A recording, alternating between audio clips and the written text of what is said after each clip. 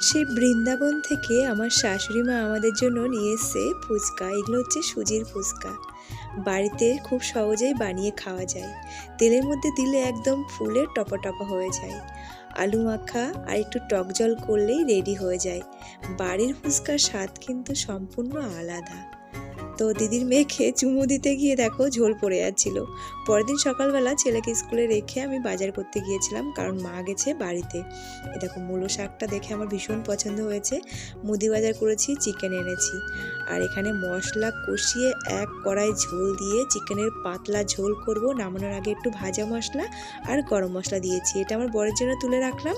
মা আজ আবার সকালবেলা অফিসে যাওয়ার আগে পুঁটি মাছের টক আর একটু সবজি কিনে দিয়ে গেছে। আর এই যে দানাদার নিয়ে এসেছে। ছেলে দেখো স্কুল থেকে আসার পরে বলছে, মা দেখো আমার গাল কেটে গেছে নিজের নখে। আর এই যে বরমশাইকে খাইয়ে দিলাম। তারপরে আমরা এখন যাচ্ছি কাঁচরাপাড়া টুকটাক শপিং।